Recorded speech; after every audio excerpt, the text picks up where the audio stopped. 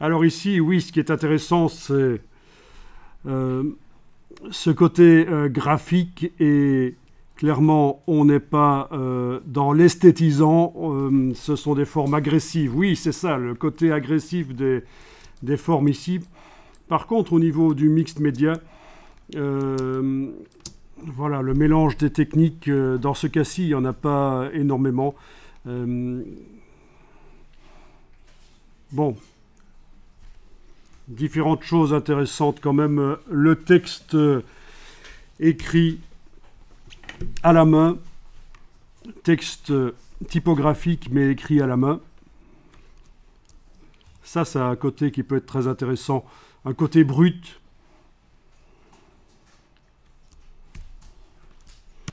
Donc je vais noter, hein. Texte typographique écrit à la main, c'est ce que je vois d'intéressant ici, là-dedans quand même à retenir.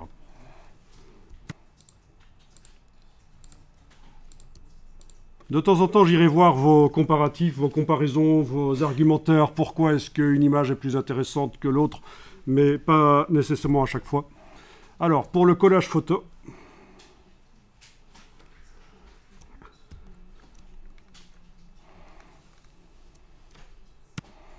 alors, ce qui est intéressant ici, et ça ressemble plus au type d'œuvre que vous devrez faire par la suite, c'est ce côté foisonnant. En fait, vraiment, on a peu de profondeur, on a de la juxtaposition d'éléments divers,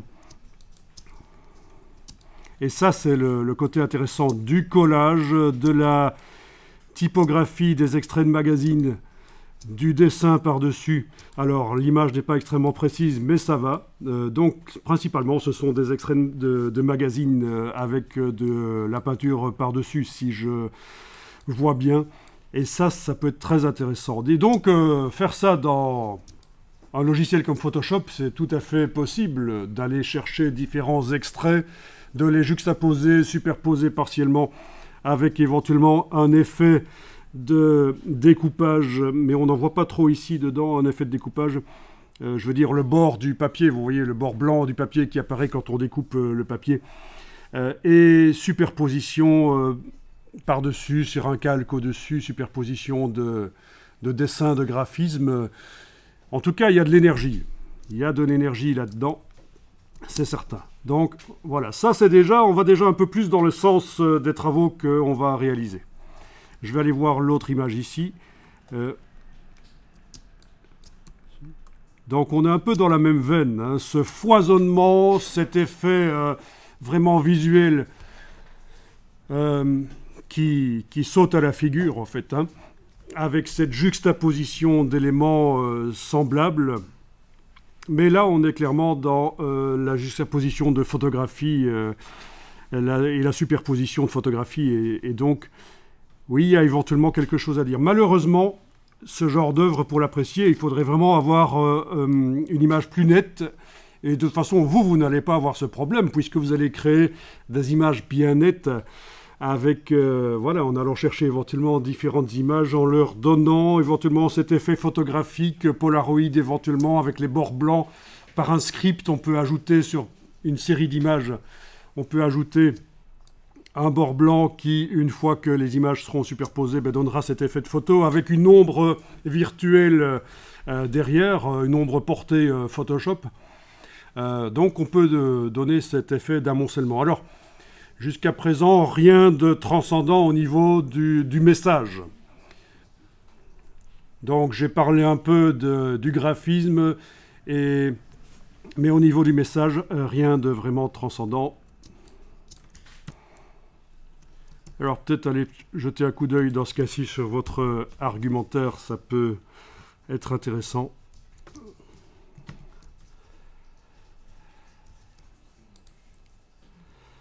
Ok.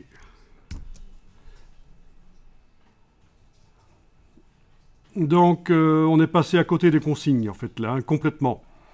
Il fallait faire un argumentaire qui disait pourquoi une des images est plus intéressante que l'autre. Est-ce qu'on le voit ici dans ce qui a été inscrit? Pas du tout. Donc, problème de compréhension des consignes. Alors, suivant.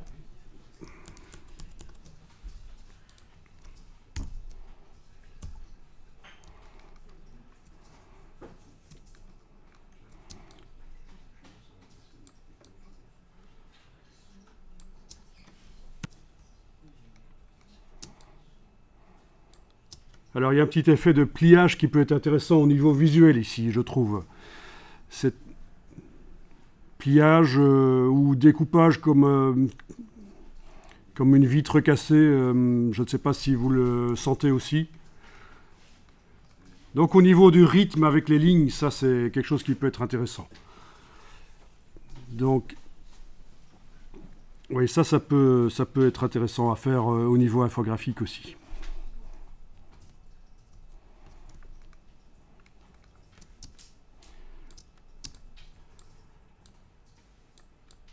Alors là, on est plus dans les objets rapportés, qui constituent une œuvre avec de la...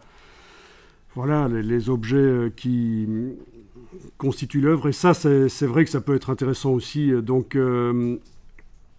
Du découpage, en fait, d'impression, visiblement.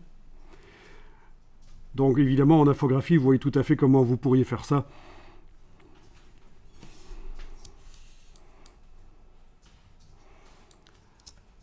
Avec ces effets de peinture, là aussi dans Photoshop, les effets spéciaux, le biseautage, estampage permettrait de faire des choses intéressantes de ce point de vue-là. Donc en fait, dans votre travail, si on devait faire quelque chose de similaire en infographie, il y aurait éventuellement une grande partie qui viendrait de la prise de vue, de textures que vous réutilisez, voire même de dessins que vous avez fait sur papier que vous réutilisez.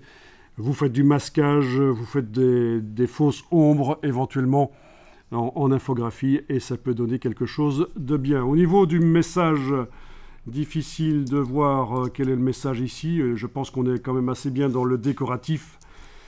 Tout comme dans l'autre, bien qu'il y a le thème qui est le spatial ici, clairement. Le spatial et l'argent, oui, c'est vrai qu'il pourrait y avoir un message... en 2022 sur, vous savez, ces histoires de riches qui s'envoient en l'air dans l'espace. Pourquoi pas? Ça pourrait être une dénonciation de ça. Si vous voyez autre chose, vous me le dites. Alors je vais quand même regarder... Ah ben non, je ne vais pas regarder parce que ça va forcément être la même chose au niveau du fichier texte. On est passé à côté des consignes. Donc je vais passer aux images suivantes.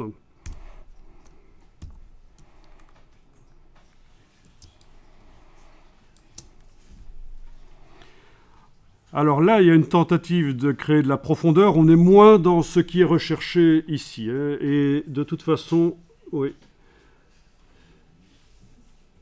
On est moins dans ce qui est recherché ici parce qu'il y a de la profondeur. Vous voyez, on va essayer quand même de rester dans le plat, dans le flat design quelque part, dans l'absence de profondeur dans les travaux que vous allez faire. Parce que, voilà, on ne recherche pas à créer, dans l'image que vous allez faire, on ne cherche pas à recréer une réalité tridimensionnelle, mais vraiment avoir un objet qui a une vie en soi, qui pourrait se mettre sur un mur, qui pourrait être édité en poster, imprimé à la demande et être mis sur un mur. Je ne sais pas si vous voyez un peu ce que je veux dire, mais en tout cas, on n'essaie pas de recréer de l'espace, de la profondeur. Vraiment, on essaie de faire des œuvres qui en soi ont quelque chose. Voilà, ici, au niveau profondeur, il y en a moins. Alors c'est complètement différent de l'autre d'ailleurs.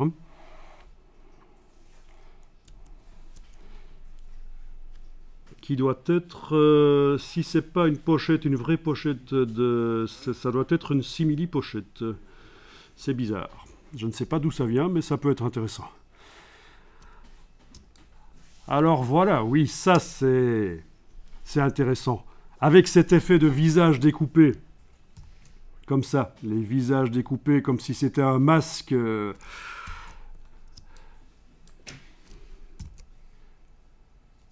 Les remplacements sur les photographies, remplacement, la silhouette reste, mais on remplace par de la texture ou par d'autres photographies vues à travers, évidemment, dans Photoshop, avec la technique de l'écrêtage de calque, où vous mettez sur un calque un objet entouré de transparence et par-dessus une image, et puis vous allez avec la touche Alt cliquer entre les deux, l'image n'est plus visible qu'à l'endroit de l'objet. Ça peut être vraiment très intéressant. Je pense que là, on se rapproche vraiment de ce qui est faisable dans un logiciel comme Photoshop. Très intéressant aussi la typographie, ça se voit souvent, mais pourquoi pas avec les caractères extrêmement espacés et placés sur une grille comme ça. Évidemment, au niveau lisibilité, ça, c'est pas ce qu'il y a de plus top, mais voilà. Il faut le voir en entier pour comprendre. Voilà. Ok.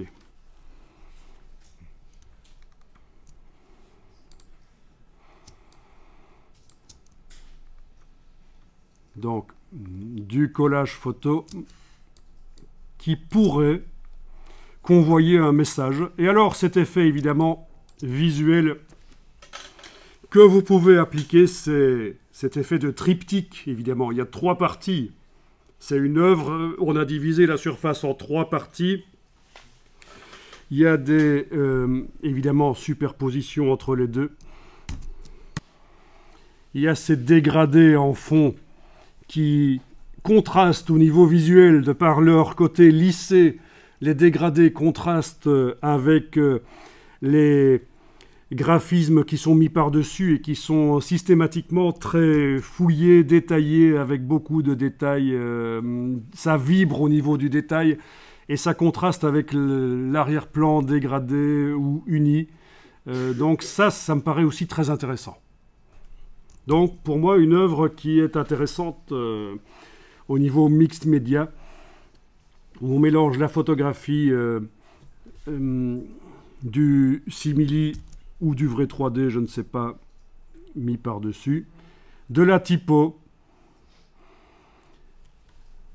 des modes de fusion, oui, la typo qui se mélange avec les images en dessous. Donc, assez intéressant, c'est le genre de choses que vous pourriez faire relativement vite dans Photoshop. C'est-à-dire que ça ne va pas vous prendre 10 ou 20 heures, quoi. C'est le genre de choses, visuellement, vous pouvez obtenir rapidement quelque chose d'intéressant.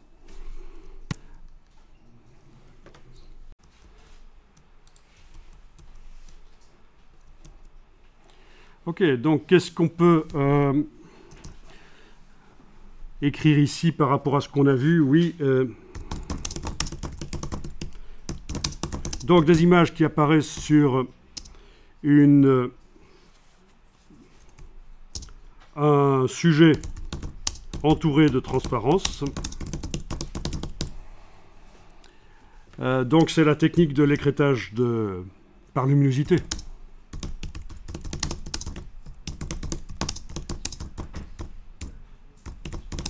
Dans Photoshop.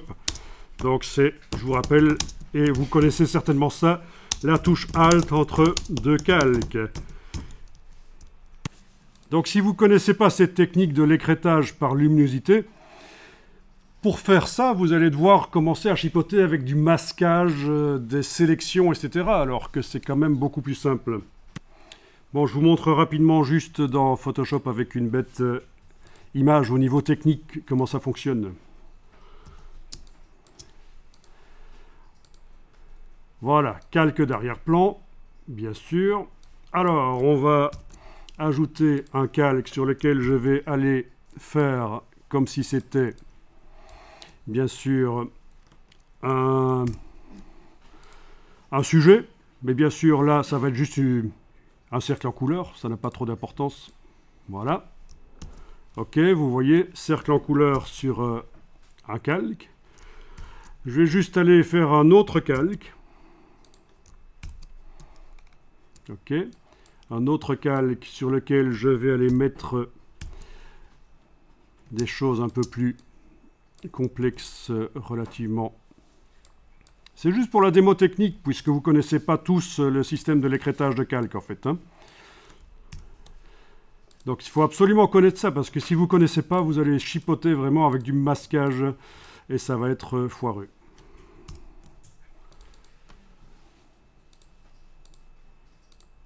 Ok, donc et je vais agrandir un peu les vignettes ici, ce serait quand même pas plus mal, voilà.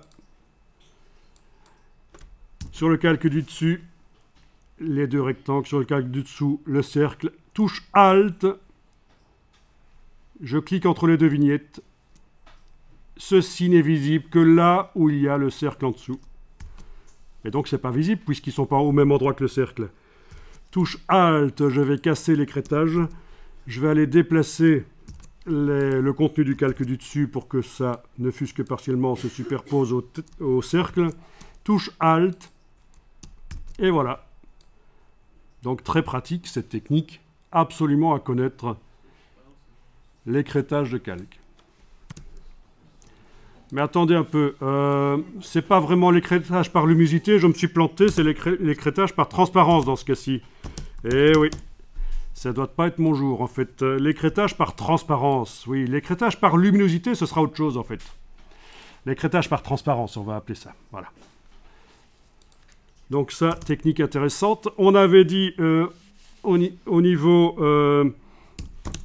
visuel, les visages découpés comme des masques en fait, hein. Comme des masques. On avait dit la typo avec les caractères très éloignés et positionnés sur une grille. Voilà. Ça, c'est une des choses qu'on a vues. Donc, je m'attarde sur cette image parce qu'elle est intéressante. Voilà. La typo avec des caractères très alignés, des caractères très espacés, pardon, et positionnés sur une grille. Qu'est-ce qu'on avait dit d'autre aussi? Un fond uni ou dégradé qui contraste. Alors, au niveau des contrastes, il en existe plein de contrastes. Vous vous dites, tiens, le contraste, c'est juste des contrastes de couleurs. J'ai juste pas mal de jaune, et puis il y a du bleu à un certain endroit dans ma composition, c'est un contraste de couleur, ou alors contraste au niveau de la luminosité. Mais en fait, il y a plein de contrastes possibles qui existent. Des contrastes de texture, des contrastes, et c'est un peu ce qu'on a ici, des contrastes de texture en quelque sorte. Des contrastes au niveau du nombre de la précision du nombre d'objets qui contrastent avec un autre endroit où les objets sont en moins grand nombre. Enfin, il y en a plein de contrastes. On va les passer en revue. Vous allez voir, le contraste, c'est très intéressant, mais ça ne se limite pas à la couleur et la luminosité. Donc, je disais, fond uni ou dégradé qui contraste avec la complexité des éléments placés par-dessus. On est d'accord. Que je revois l'image, donc nous avions également... Bien sûr, il y a un travail sur les couleurs, ça j'en ai pas parlé. Au niveau des couleurs, on a quelque part un peu quand même des gammes de couleurs différentes dans chacune des parties du triptyque.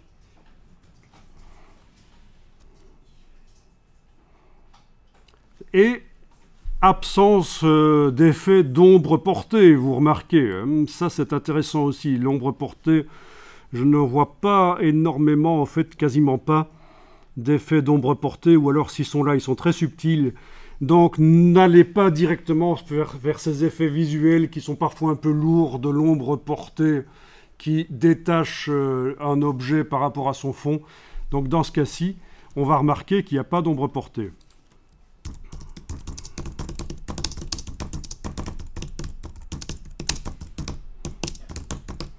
Donc, on remarque la non-utilisation des ombres portées qui, parfois, sont lourdes visuellement. Donc, attention à ça. C'est aussi quelque chose que je remarque. Et bien sûr, j'en ai parlé, utilisation d'un triptyque. Donc, c'est la surface, le canevas virtuel dans ce cas-ci, est divisé en 3. Et donc ça, c'est très intéressant au niveau visuel, composition. Ça vous permet de faire des choses plus complexes, plus complètes, plus parce qu'on est là-dedans avec le travail mixte média que vous allez faire. Il faut qu'il y ait de la matière, il faut qu'il y ait des choses à voir. On n'est pas dans le minimalisme, voilà, on est vraiment dans les choses où visuellement il y a à voir. On reste pas sur sa faim. Donc très intéressant cette œuvre-là, de ce point de vue-là.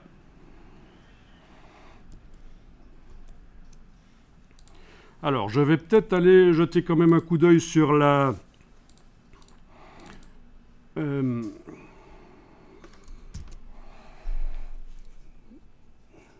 serait celui-ci alors. Ok, bon. Oui, donc ça vient de Creative Cloud. Et la tendance, oui, ils ont une tendance art du collage photo, c'est bien. Donc c'est un article là-dessus, très intéressant.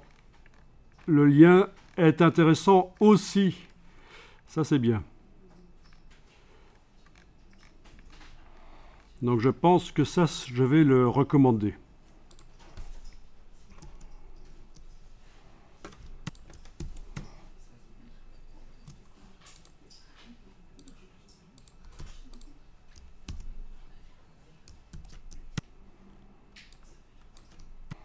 Alors, je passe au suivant.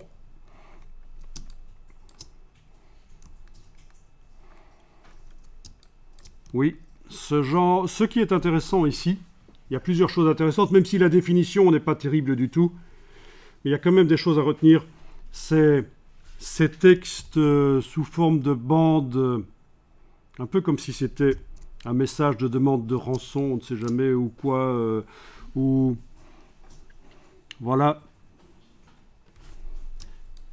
Donc ce découpage est clairement fait de manière, voilà, pas très précise. Je veux dire, on n'a pas essayé de faire des bandelettes qui sont tout à fait correctes. Cet effet d'autocollant avec du motif dessus, ça me paraît être intéressant ici. Voilà. Mais ce n'est pas vraiment, d'une manière globale, le genre de travail vers lequel il faut aller. Mais je vais quand même retenir ces deux choses-là. Je vais quand même retenir ces deux choses-là dans le travail ici.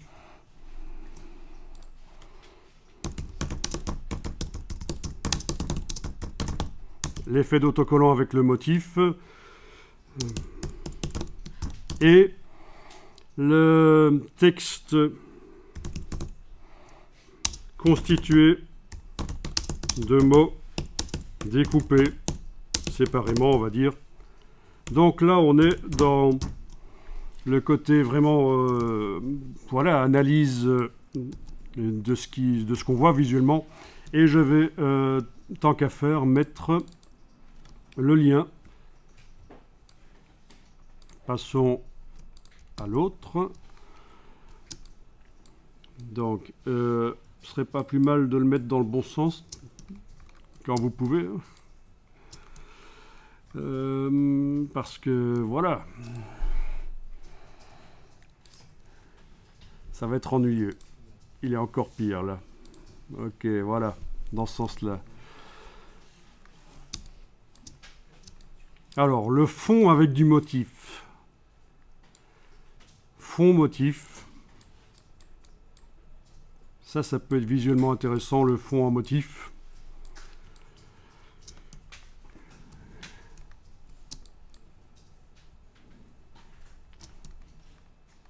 Qu'est-ce qu'on voit d'autre d'intéressant ici? Évidemment, c'est du scrapbook, c'est du carnet de voyage, donc au point de vue du message, il ne faut pas espérer grand-chose. Ceci dit, ça pourrait être un message camouflé, et ça peut être vraiment choquant.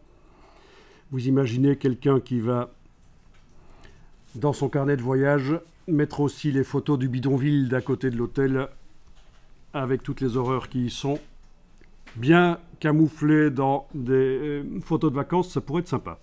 Enfin, sympa manière de parler. Ok. Donc, je ne vais pas redire grand-chose par rapport à ça.